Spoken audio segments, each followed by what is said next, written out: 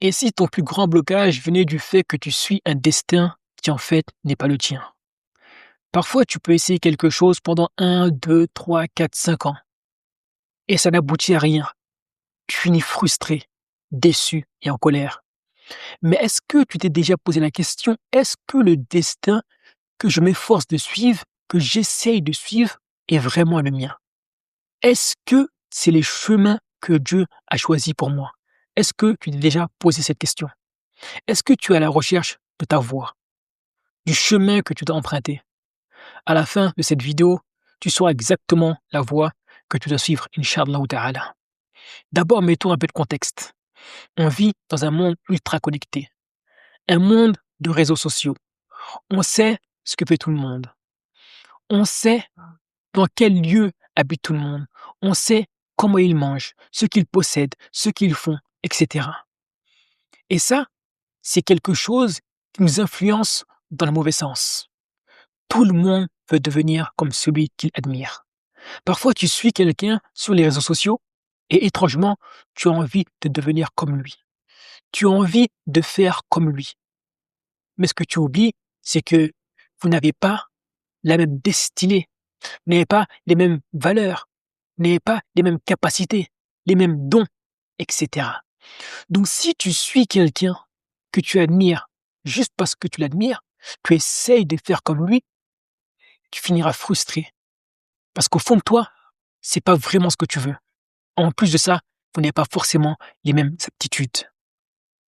On finit par emprunter une vie empruntée, une vie qui n'est pas la nôtre. On a juste vu quelqu'un sur les réseaux sociaux, on s'est senti inspiré et on va faire comme lui. On veut imiter aveuglement. Malheureusement, tout ça, ça mène nulle part. Mais c'est l'époque dans laquelle on vit, l'époque des réseaux sociaux, où nous sommes tous influencés les uns et les autres. Et cette imitation crée de la frustration, de la jalousie et un profond sentiment de vide. Parfois, tu as envie de faire une chose lundi, une autre chose mardi, une autre chose mercredi. Parfois même dans la même journée, tu as au moins 10 projets différents. Pourquoi? Parce que tu as vu à travers les réseaux sociaux 10 personnes faire 10 projets différents et toi tu veux les lancer dans tout. Parfois tu te sens perdu. Parfois tu sens que les gens ont une meilleure vie que la tienne. Tu te sens frustré. Parfois tu ressens un peu de jalousie, de colère, etc. Et ça, c'est l'époque dans laquelle on vit, l'époque des réseaux sociaux. Quel est le gros problème dans tout ça? C'est qu'Allah subhanahu wa ta'ala a dit وَكُلِّ وُجْهَةٌ هُوَ مُوَلِّيهَا. Allah il a dit وَلِكُلِّ وُجْهَةٌ هُوَ مُوَلِّيهَا. À chacun une direction vers laquelle il se tourne. Ce verset-là, il a été révélé par rapport à la Qibla. Avant, les musulmans se dirigeaient pour la prière vers Jérusalem. À un moment, Allah a dit que maintenant, vous allez vous tourner vers la Mecque. Donc, c'est pas un verset qui a été révélé pour trouver sa voie, mais c'est un verset qui donne beaucoup de leçons. Parce que Dieu nous dit à travers ce verset, à chacun une direction vers laquelle il se tourne. Donc, à chacun un chemin qui lui est propre. Ça veut dire que ma voie n'est pas la tienne et la tienne n'est pas la mienne.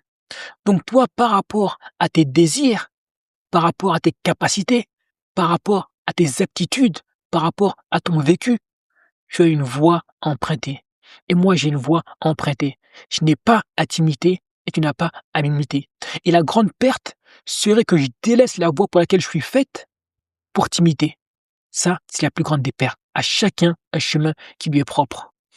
Parce que, à travers ce verset, on peut voir que Dieu prend en considération la diversité des talents. Si Dieu avait dit, tout le monde prend la même direction, c'est comme si Dieu l'avait omis de prendre en considération les capacités des gens, leurs talents, leur aptitude, leur volonté.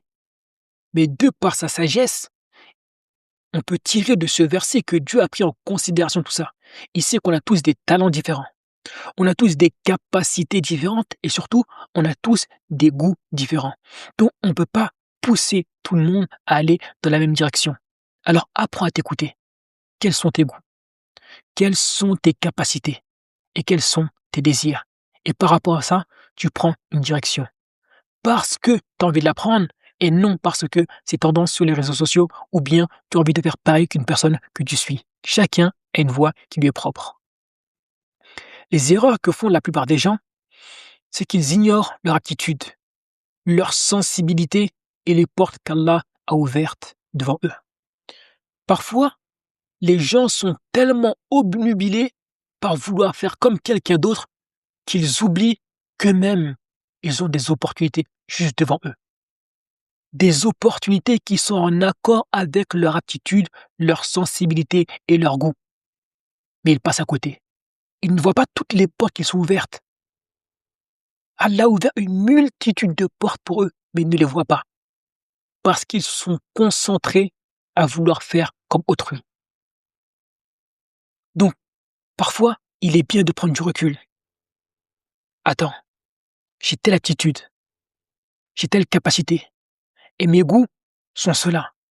Est-ce que j'ai pas des portes devant moi qui me permettent justement de, de faire ce que j'ai à faire selon mes goûts, mes aptitudes, mes capacités? Souvent, la réponse est oui. Mais pour ça, il faut prendre du recul sur les choses. Il faut arrêter d'être ultra connecté, de regarder toujours ce qui se passe sur les réseaux sociaux. Parce qu'on est humain.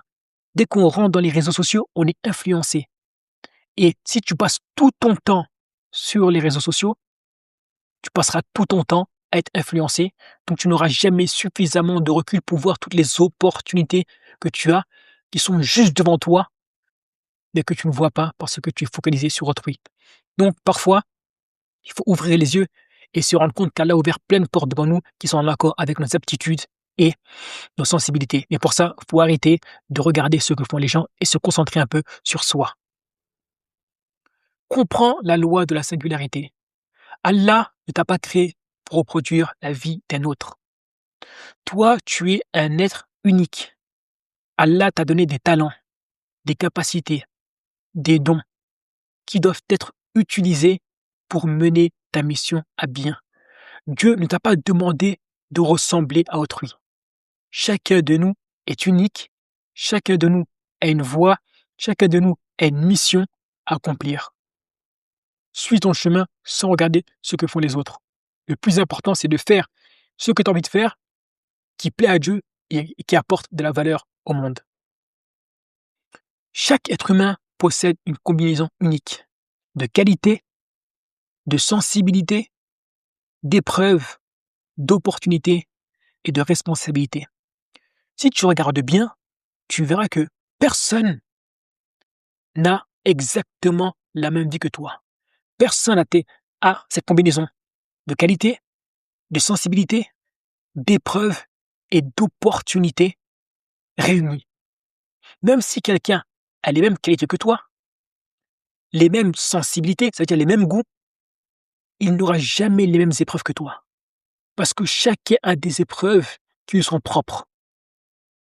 Et par rapport à tes qualités, à tes goûts, à tes épreuves, Allah subhanahu wa ta'ala, il va mettre à ta disposition des opportunités que tu devras saisir et qui sont en accord avec ton vécu, tes goûts et tes qualités. On a tous des opportunités. Et à travers tout ça, on a une responsabilité. C'est d'accomplir cette mission, d'accomplir ce pourquoi nous sommes sur Terre. Car on n'a pas été créé vainement, comme Allah le dit si bien. Nous sommes là pour faire quelque chose, nous sommes là pour accomplir une mission, alors qu'on le fasse. Mais la grande perte serait de retourner à Dieu et de dire à Dieu, malgré nos qualités, malgré nos goûts, malgré la quantité énorme d'opportunités que tu nous as données, on n'a rien fait. Parce qu'on était concentré à vouloir imiter un tel ou un tel. Ceci est la plus grande des pertes. Et c'est pour ça que parfois on finit frustré. Parce qu'on essaye de se donner à fond sur une voie et ça ne paye pas. Pourquoi ça ne paye pas? Parce que cette voie n'est pas la tienne. Donc interroge-toi, sois honnête avec toi et par rapport à tes capacités, par rapport à tes goûts, par rapport à ton vécu, est-ce que devant toi, tu n'as pas des opportunités que tu peux saisir? Sûrement la réponse sera si. Alors saisis-les et acquitte-toi de tes responsabilités. Ta responsabilité, elle est simple. Juste suivre ta voie et exceller dans cette dernière. Qu'est-ce qui va se passer si tu continues à aller à l'encontre de la loi de la singularité? Tu vas te fatiguer parce que tu vas te donner à fond. Tu vas faire des efforts. Tu vas dépenser dans une voie qui n'est pas la tienne et tu n'auras aucun résultat. Tout simplement parce que cette voie n'est pas la tienne. Tu finiras épuisé, frustré. Tu seras démotivé parce que personne aime travailler de manière intense sans avoir aucun résultat. Et c'est ce qui se passe quand on suit une vie et une voie qui n'est pas la nôtre. Tu vas passer ton temps à te comparer. Tu sais, lorsque tu as trouvé ta voie et tu sais que ta voie c'est la bonne, tu n'as plus de temps pour la comparaison. Tu sais que toi tu es en train de faire ce que tu as envie de faire. Tu es aligné avec toi-même. Ce que tu fais, c'est exactement ce que ton cœur te dit de faire. Alors peu importe le temps que ça prend, tu n'es pas dans la comparaison. Tu sais que tu es en plein dans ta mission et tu es épanoui là-dedans, peu importe le temps que ça prend. Mais lorsque tu n'es pas dans ta réelle mission, dans cette chose qui te tient à cœur, tu passes ton temps à te comparer. Mais pourquoi lui il réussit en 6 mois et moi j'ai toujours pas réussi? Pourquoi lui il a ceci et moi j'ai pas cela? Pourquoi ceci? Pourquoi cela? Ça c'est un signe que tu n'es pas réellement dans ta mission. Quand tu es réellement dans ta mission, tu n'es pas pressé. Tu prends ton temps. Bien sûr, tu veux des résultats parce que tu es humain, mais tu sais que tu es dans ta mission, tu le ressens intérieurement. Et tu n'as pas l'impression d'être en retard. Tu es là où tu dois être, sans aucune précipitation. Mais si tu suis une voie qui n'est pas la tienne, tu ressentiras tous ces symptômes. Fatigue, démotivation, comparaison constante et une impression d'être en retard par rapport aux autres. Ça, c'est un signe que tu n'es pas sur la bonne voie. Tu n'es pas dans la voie qui t'est destinée.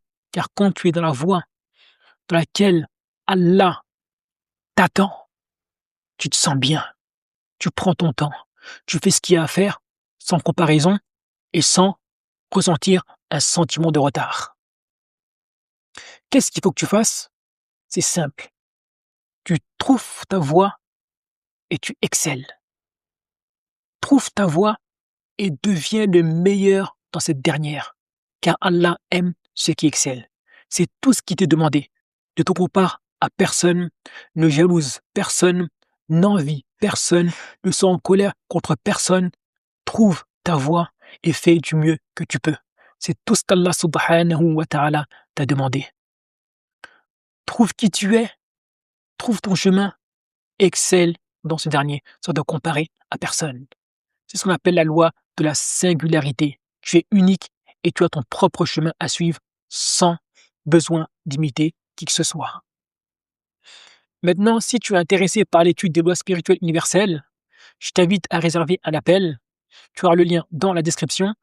Durant cet appel, on va discuter pendant une petite trentaine de minutes, on va échanger, on va parler de toi, de tes difficultés, de tes épreuves, etc. Et comment on peut mettre toutes ces lois spirituelles en relation avec ta propre vie afin de ne pas attirer à toi tout ce que tu ne veux pas et améliorer ce qui peut être amélioré.